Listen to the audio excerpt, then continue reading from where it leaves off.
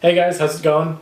We opened up some suggestions. We wanted to hear what you guys wanted to see from the webisodes going forward, because if you couldn't tell, we're back. And we really like some of the suggestions, and we figured we'd start with one that kind of surprised us. We never thought that it was something that we should address, but it's a really good suggestion. So we're going to talk about the best way to pose and photograph your model kits, because we see a lot of times some things can go wrong, and we want to help you make sure that doesn't happen to you, because when you put a lot of time into something like this, you want to make it look the best you possibly can.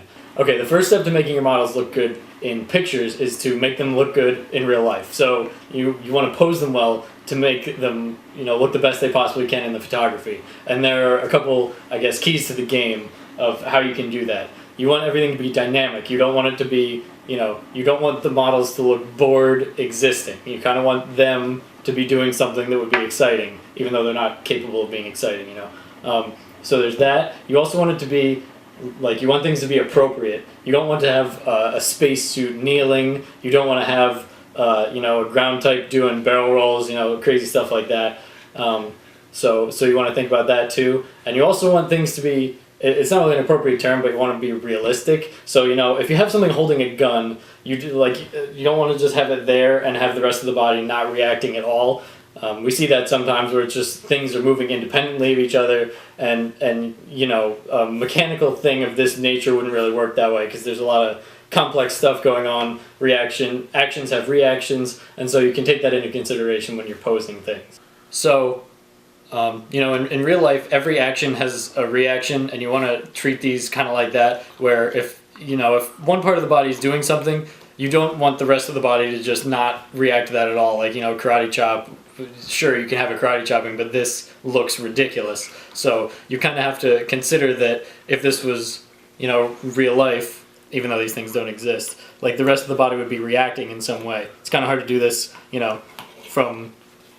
from behind it, but you can kind of see that just by adding a little arm bend, the way that the legs would react to the force, and the way that this side of the body kind of mirrors what's going on over there, you've already made it so much more dynamic than it was in the first place. It might look bad from this way, but you kind of get where I'm going with that. So even though I said that you want things to be dynamic, that doesn't mean things always have to be displayed moving. Sometimes you want to just show things standing there, but even this can be done wrong sometimes. Sometimes you see like this just kind of looks like it looks weird. That's not how a bipedal humanoid thing would stand.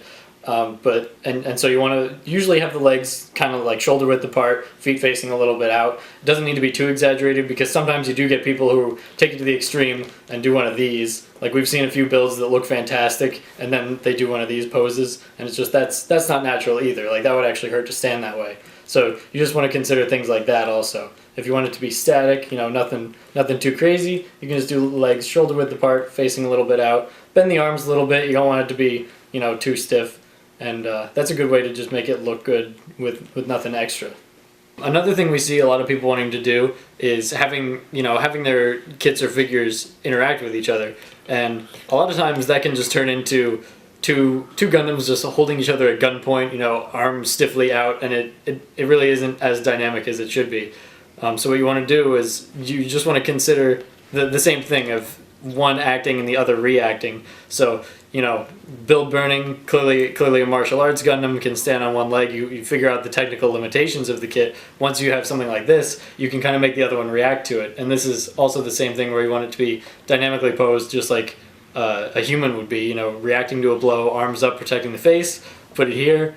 And that it actually looks like a fight could be going on between these two, even though they're from completely different universes, would never be fighting each other at all. It still looks like it's something that should be happening. So like I was saying about the, you wouldn't have the space suits doing things the ground suits would normally do. A lot of times this calls for throwing it on an action base, and this really expands the possibilities of what you can do with it.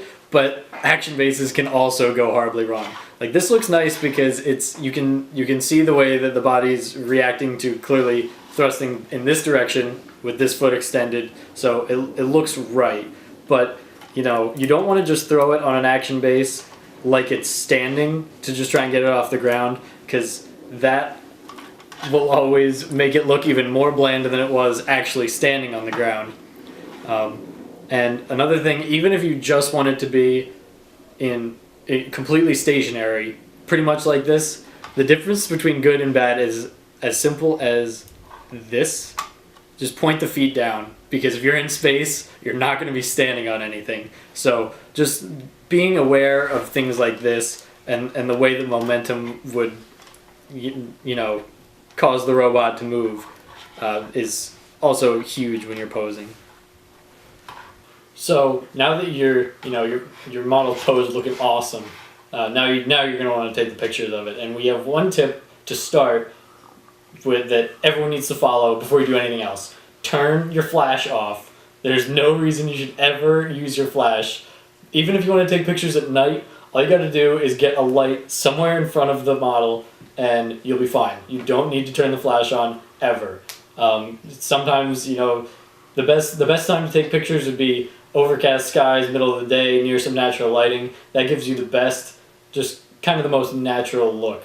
So flash off, natural lighting, very good. Some of the other things are just the basic ideas of photography, which is if you're trying to take a picture of something, you want to frame it in such a way that what you're taking a picture of is the focus of the image. You don't want there to be too much clutter, too much noise. If there is, you can put a backdrop up. It doesn't have to be anything too sophisticated. Even if you have a cardboard box or something like that, just any clean surface that eliminates the background noise will make the model stand out and look so much better. And in the same way of making the model look good, you want to shoot it from its most flattering angle. It's kind of weird, but the models are like humans, that they actually do have angles that they look good and bad from, and you want to be aware of that when you're taking a shot. If you take a picture and then you look at it and go, delete it, try it again, because there's definitely a better way to frame the shot and shoot it from a better angle. And the best example of this is you would never want to shoot a high gog straight on. And that kit would look so good from other angles, but it can look really bad if it's shot from an angle it's not flattering from. Once you're in the process of shooting, don't be worried about taking a lot of pictures. You don't just have to do it once and done, and if you mess up on that one, well, the photo op's done. No one uses film anymore. You have unlimited pictures. Take 1,000,000, go through, delete the ones you don't like. Even if you only get one out of that bunch, it was definitely worth it. And also, you don't need to have a nice camera to do any of this. A lot of cell phones have cameras. Even older cell phones with the lower quality cameras can still make a model kit look really good if you just put some time into thinking how you're going to pose it, thinking how you're going to shoot it, and it really doesn't matter what you're shooting on.